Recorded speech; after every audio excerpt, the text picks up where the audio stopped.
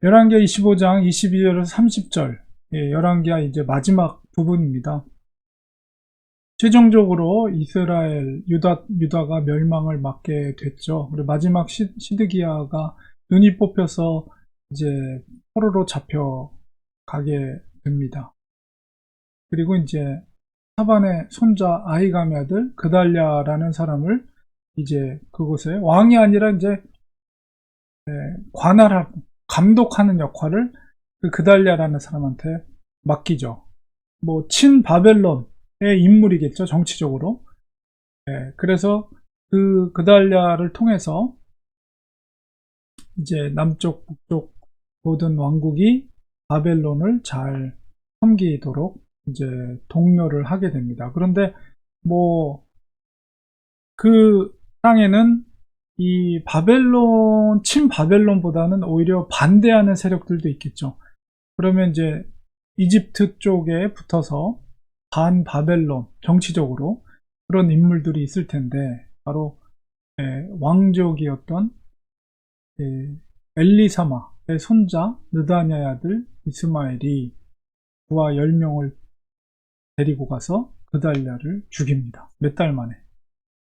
이제 아무래도 바벨론에 의해서 유다가 멸망했기 때문에 반대하는 세력도 있었겠죠. 특별히 왕족은 반대를 했겠죠. 그리고서는 그달랴를 죽였을 뿐만 아니라 거기 함께 있었던 유다 사람, 그리고 바벨론 사람, 갈대아 사람, 바벨론 사람도 죽였습니다. 그리고서는 이제 도망간 거죠. 애굽으로 도망갔어요. 왜냐면 이제 그때만 해도 바벨론 제국이 강력한 국가인데 바벨론의 병사까지 죽였으니까 다시 쳐들어올 거 아니에요. 그 두려워서 애국으로 도망가게 됩니다. 그러니까 그 당시 정치적인 상황이 굉장히 양극단적인 그런 상황이었다는 것을 볼 수가 있고, 더 이상 이제 왕이 존재하지 않죠, 그 땅은. 그래서 뭐 시드기야는, 눈이 뽑힌 시드기야는 아마도 처참하게 죽었을 것으로 우리가 짐작이 됩니다. 그런데 이제 먼저 여호야김이 포로로 잡혀갔죠. 여호야긴이 요시아의 손자였던 여호야긴이 포로로 잡혀갔어요, 먼저. 근데 오늘 열왕기하 마지막 부분에 이 여호야긴이 포로로 잡혀가서 거기서 다시 회복되는 내용으로, 그래도 소망의 이야기로 이제 책이 끝을 맺게 됩니다. 그러니까 느부갓네살에 의해서 포로로 잡혀왔던 여호야긴이 그의 아들이었던 에웰 무로닥이 즉위하면서 여호야긴이 27년 만에 그 감옥에서 다시 나오게 됩니다. 한 18살에 잡혀가서 뭐 27년 만에 나왔으니까 한 55세게 된 나이에 감옥에서 나와서 그 지위를 모든 왕보의 지위보다 높였다, 이렇게 이야기합니다. 그래서 전해지는 이야기로는 야사로 그 느부갓네살의 아들이었던 에올무로닥이 뭐 아버지의 미움을 받아서 이렇게 감옥에 갇혔는데, 거기서 여호야긴 왕을 만나서 거기서 뭔가 친분이 생겼다, 뭐 그런 이야기도 전해지고, 또 어쨌든 여호야긴의 어떤 인격적인 감화를 받아서 에올무로닥이 그를 37년 만에 감옥에서 이제 다른 어떤 왕보다 지위를 높여주고 죄수 의혹을 벗고 일평생 왕의 앞에서 양식을 먹게 했다. 그만큼 그를 왕으로서 존중해 줬다는 것이죠. 그리고 필요한 모든 것들을 종신토록 끊이지 않게 공급해 줬다. 이렇게 그래도 소망의 메시지를 전하고 있어요. 그런데 이제 이 시기가 이제 37년 정도면은 36년, 바벨론 70년 동안의 포로기 동안에 한 절반 정도가 지난 시기죠. 절반이 약간 지난 시기. 그 시기에 그동안에는 자기들의 왕이었던 여호야긴 왕이 감옥에 있다가 풀려난 거예요.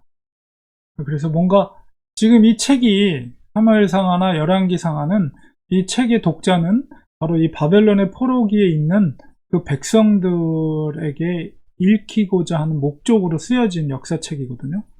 그래서 왜 우리가 나라를 빼앗기고 바벨론에서 살고 있는가? 바로 이스라엘의 역사를 통해서, 그들이 열왕의 역사를 통해서 그들이 깨우침을 주는 거죠. 근데 어쨌든 마지막에 기록되어 있는 내용은 바로 그들의 포로로 잡혀왔던 여호야긴이 거의 70년 포로기 중간쯤에 다시 회복이 되는, 물론 왕으로서 회복이 된 거죠. 그러니까 그 땅에 돌아간 건 아니지만 어쨌든 죄인의 신분에서, 감옥에 있던 신분에서 이제 그 감옥에서 죄수의 복을 벗고 이제 왕으로서 존중해주는, 존대해주는 그런 위치에까지 올라오게 된 사건을 마지막으로 기록하면서 책이 마무리가 됩니다. 그래서 포로 생활을 하고 있는 이 백성들에게 이 사건은 그래도 소망이 되는 메시지라고 할 수가 있죠. 자기의 군주, 자기의 왕이 감옥에서 나와서 이제 그 대제국이었던 바벨론의 왕이 그를 그래도 평생 동안 대우해 줬다라는 것은 그나마 그래도 그들에게 소망이 되는 메시지로 책을 마무리하고 있습니다. 우리가 쭉 열왕기 상하를 통해서 이제까지의 북쪽 이스라엘 왕과 남쪽 유다의 왕들이 어떻게 하나님과의 언약 관계 속에서 행했는가를 우리가 쭉 살펴봤습니다. 우리가 이 이스라엘의 역사를 통해서 깨닫게 되는 것은 하나님은 언약 백성들이 언약을 깨뜨렸을 때 그 언약을 하나님께서 깨뜨리고, 그러나 그 땅으로부터 토해냄을 당하고, 여전히 하나님은 심판과 그 회개 메시지를 하면서도 소망의 메시지, 남아있는 자, 구루터기에 남아있는 자들을 향한 소망의 메시지를 이 역사 속에서 던지고 있는 것이죠. 그들의 회복, 남은 자와 회복, 이런 메시지가 이 역사 속에 담겨져 있는 것입니다. 그래서 마지막에 그래도 뭔가 자기들의 왕이 회복되는 이런 사건을 통해서 하나님께서 우리가 하나님 앞에 바로 서기만 한다면 다시 하나님이 그 언약 관계를 회복시켜 줄 것이다 라는 그런 소망을 가지고 이 역사를 기록하게 된 것입니다. 우리가 인류 역사의 모든 주관자 되신 하나님, 그 하나님이 우리의 구주가 되시며 우리 아버지가 되심을 우리도 믿고 2021년이라는 역사를 우리가 살아가고 있죠. 이 현재를 살아가고 있는데, 이 현재 속에서 우리가 이 역사를, 이스라엘의 역사를 통해서 우리가 어떻게 하나님을 섬겨야 될 것인가, 이런 것을 교훈을 얻으면서 어떤 상황 속에 있을지라도 이 코로나가 힘들지만 이보다도 어쩌면 과거의 역사, 흑사병이라든가 이런 과거 역사는 더 처참한 그런 인류가 처참한 그런 팬데믹 상황을 사실은 거쳐왔거든요. 그러니까 물론 지금 이제 전 세계적인 그런 팬데믹으로 우리가 코로나로 힘든 시간을 보내고 있지만 이거보다도 더 심한 것이 앞으로 더 올 수도 있다는 거죠. 우리가 상상할 수도 없는 일들이 발생할 수도 있다. 그럴지라도 우리는 끝까지 주님을 향한 소망을 가지고 의인은 남은 자들, 소수의 남은 자들을 통해서 하나님 회복시켜 주십니다. 의인은 믿음으로 사는 것입니다. 이 시대 속에서 믿음으로 승리하는 우리가 되길 소망합니다. 기도하겠습니다. 하나님 아버지 감사합니다. 오늘 열왕기 하를 모두 마쳤습니다. 이 이스라엘 역사 속에서 하나님은 선하게 이스라엘 왕과 백성들에게 대했지만 바로 그들은 하나님을 배반하고 결국은 나라가 빼앗기게 되었습니다. 하나님, 그러나 그 어두운 시대 속에서라도 다니엘과 같은, 에스더와 같은, 느헤미야와 에스라와 같은 귀한 하나님의 사람들이 여전히 남아있습니다. 의인은 어떤 상황 속에서라도 믿음으로 사는 것을 우리가 기억하면서 이 팬데믹 상황 속에서 우리들도 믿음으로 살아가는, 하루하루 믿음으로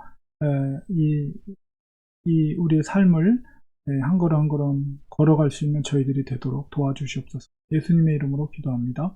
아멘.